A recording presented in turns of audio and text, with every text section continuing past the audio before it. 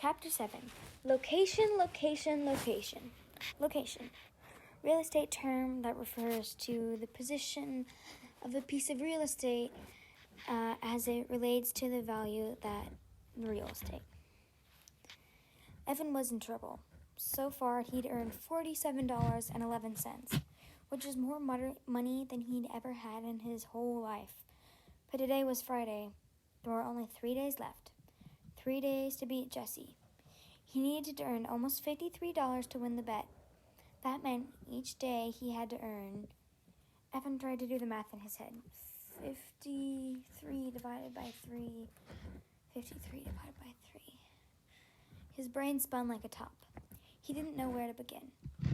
He went to his desk, pulled out a piece of paper, his basketball schedule from last winter, and flipped it over to the back. He found the stub of a pencil in the bottom of his desk drawer, and out on the paper he wrote, 53 divided by 3 equals. He started and stared at the equation on the page. The number 53 was just too big. He didn't know how to do it.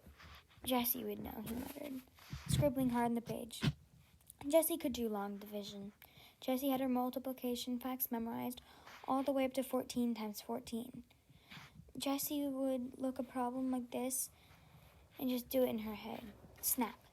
Evan felt his mouth getting tight, his fingers gripping the pencil too hard, as he scribbled a dark storm cloud on the page. His math papers from school were always covered in X's. No one else had as many X's as he did. Nobody. Draw a picture, Mr. Fazzo's voice floated in his head. She had always reminded him to draw a picture when he couldn't figure out how to start a math problem. Picture of what? He decided in his head. Anything, came the answer. Anything? Yes, anything. As long as there was 53 of them. Dollar signs. Evan decided to draw dollar signs. He started to draw 3 rows of dollar signs. 1, 2, 3. He counted as he drew. 4, 5, 6. He drew. By the time he reached 53, his page looked like this. There were $17 signs in each row, and then those 2 extra dollar signs left over. Evan drew a ring around those 2 extras. $17 signs and 2 left over. Evan stared at the picture for a long time. He wrote Friday next to the first row, Saturday next to the second row, and Sunday next to the third row. Evan looked at the picture. It started to make sense. He needed to make $17 on Friday, $17 on Saturday, and $17 on Sunday. And somewhere over 3 days, he needed to make 2 extra bucks in order to earn $53 by Sunday evening. Evan felt his heart jump in his chest. He had done it. He'd figured out 53 divided by 3. That was a 4th grade problem, and that was 4th grade math, and he hadn't even started 4th grade, and no one had helped him. Not Mom, not Grandma, not Jesse. He had done it all by himself. It was like shooting the winning basket in double overtime. He hadn't felt this good since the lemonade war had begun. But $17 a day? How was he going to do that? Yesterday he made $45, but this was because he had help and free supplies from his friends. They weren't going to want to run a lemonade stand every day, especially on the last days of summer vacation. He needed a plan, something that would guarantee good sales. The weather was holding out, that was for sure. It was going to hit 95 degrees today. Ooh, a real scorcher. People would be thirsty. All right. Evan closed his eyes and imagined a crowd of thirsty people, all waving dollar bills at him. Now, where was he going to find a lot of thirsty people with money to spend? An idea popped in Evan's head. Yep, it was perfect. I just need to find something with wheels to get him there. It took Evan half an hour to drag his loaded wagon to the town center, a distance he usually traveled in less than 5 minutes by bike. But once he was there, he knew it was worth it. It was lunchtime, and the shaded benches on the town green were filled with people sprawling in the heat. Workers from the nearby stores on their half-hour lunch breaks, moms out with their kids, old people who didn't want to be cooped up in their houses all day. High school kids on skateboards slooshed by. Preschoolers climbed the life-size sculpture of a circle of children playing Ring Around the Rosie. Dogs lay under trees, their tongues hanging out. Pant, pant, pant. Evan surveyed the scene and picked his spot, right in the center of the green where all the paths met. Anyone walking across the green would have to pass his stand, and who could resist the lemonade on such a hot day as this? But first he wheeled the wagon off to the side, parking it halfway under a huge rhinodorum. Then he crossed the street and walked into the Big Dipper. The frozen air felt good on his skin. It was like getting dunked in a vat of just melted ice cream. And the smells. A mix of vanilla, chocolate, coconut, caramel, and bubblegum. He looked at the tubs of ice cream, all in a row, carefully protected behind a pane of glass. The money in his pocket tingled. He had plenty left over after buying 5 cans of frozen lemonade mix with his earnings from yesterday.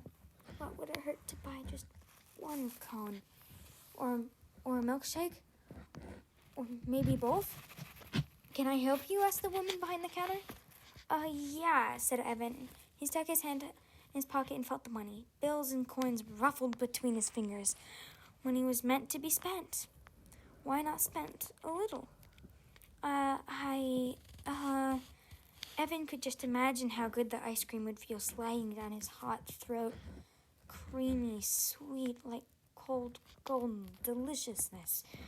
He let his mind float as he gazed at the swirly buckets of ice cream.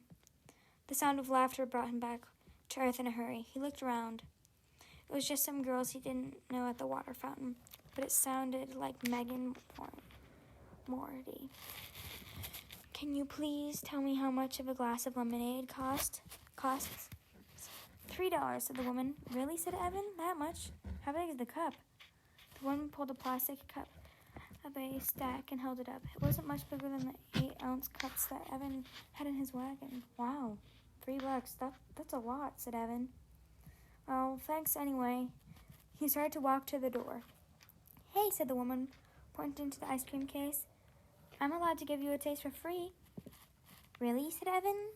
Then, could I taste the strawberry slam? The woman handed him a tiny plastic spoon with 3 licks worth of pink ice cream on it. Evan swallowed it all in one gulp. Back outside, he had to get to work. First, he filled his pitchers with water from the drinking fountain. Then he stirred in the mix. Then he pulled up a blue marker and wrote on a piece of paper, $2 per cup, best price in town. He barely finished setting up when his customers started lining up. They didn't stop. For a full hour, he poured lemonade. The world is a thirsty place, he thought as he nearly emptied his 4th pitcher of the day. And I'm the lemonade king. Later, Evan would think of something his grandma said. Pride goeth before a fall. Even when Evan looked up, there was Officer Ken, his hands on his hips, looking down at him. Evan gulped. He stared at the large, holstered gun strapped to Officer Ken's belt. Hello, said Officer Ken, not smiling. Hi, said Evan. Officer Ken did the bike rodeo every year at Evan's school. He was also the cop who had shown up last fall when there was a hurt goose on the recess field. Officer Ken was always smiling. Why isn't he smiling now? Evan wondered. Do you have a permit? Asked Officer Ken. He had a very deep voice even when he talked quietly, like he did now. You mean like a bike permit? That's what the rodeo was all about. If they passed the rodeo, third graders got their bike permits, which meant they were allowed to ride to school. No, I mean a permit to sell food or beverages in a public space. You need to get a permit from town hall and pay a fee for the privilege. Pay the town hall to run a lemonade stand? Was he kidding? Evan looked at Officer Ken's face. He didn't look like he was kidding. I didn't know I needed one, said Evan. Sorry, friend, said Officer Ken. I'm going to have to shut you down. It's the law. But there are lemonade stands all over the town, said Evan. He thought of Jesse and Megan's lemonade stand, where he wheeled by with his wagon more than an hour ago, Their stand had looked like a beehive, with all small critters crowding around. He had read the sign over their stand. Free face paintings, nail polishing, hair braiding. What a gimmick. It sure looked like it was working. You know, said Evan, there's a stand on Diamond Road right now. You should go bust them. Officer Ken smiled. We tend to look the other way when it's in a residential neighborhood. But right here on the town green, we have to enforce the law. Otherwise, we'd have someone selling something every 2 feet. But there had to be some way to convince Officer Ken. How could Evan make him understand? You see, I've got this little sister, and we've got a competition going to see who can sell the most lemonade. And I've got to win because he couldn't explain the rest. About 4th grade, and how embarrassed he was to be in the same class as his kid sister, and how it made him feel like a great big loser. Evan looked up at Officer Ken. Officer Ken looked down at Evan like it was Officer Ken was wearing a mask. And no smiling. I'm not your buddy mask. Then Officer Ken shook his head and smiled as the mask fell off. I've got a little sister too, he said. Love her to death. No, but we were kids. Officer Ken sucked in his breath and shook his head again. Whew! Then the mask came back. And Officer Ken looked right at Evan for 10 very stern seconds. Tell you what, said Officer Ken, I do have to shut you down. The law's the law. But before I do, I'll buy one last glass of lemonade. How's that sound? Evan's face fell. Sure, he said without enthusiasm. He poured an extra tall cup and gave it to the policeman. Officer Ken reached up into his pocket and handed Evan a $5 bill. Keep the change, he said. A contribution to the Big Brother Fund. Now clean up your things and don't leave any litter behind. He lifted his cup in a toast as he walked away. Evan watched him go. Wow, he thought. I just sold the most expensive cup of lemonade in town. Evan stared at the $5 bill in his hand. It was funny. 2 days ago, he would have felt as rich as a king to have that money in his hands. It was enough to buy 2 slices of pizza and a soda with his friends. It was enough to rent a video and have a late night at someone's house. It was enough to buy a whole bag full of his favorite candy mix at CVS. 2 days ago, he would have been jumping for joy. Now he looked at the $5 and thought, it's nothing. Compared to the $100 he needed to win the war, $5 was nothing. He felt somehow that he'd been robbed for something. Maybe the happiness he should have been feeling. He loaded everything from his stand to the wagon, making sure he didn't leave a scrap of litter behind. He still had a glass full of lemonade left in one pitcher, not to mention a whole other pitcher already mixed up and unsold. He poured himself a full cup. Then, before beginning the long, hot hole back to his house, he found an empty spot on a shaded bench and pulled his earnings earnings out of his pockets. He counted once, he counted twice. Very slowly, he had made $65.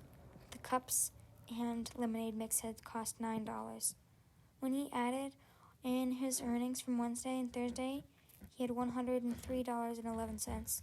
Now that's enough, he thought. That's the end of chapter 7. Thanks for listening with me.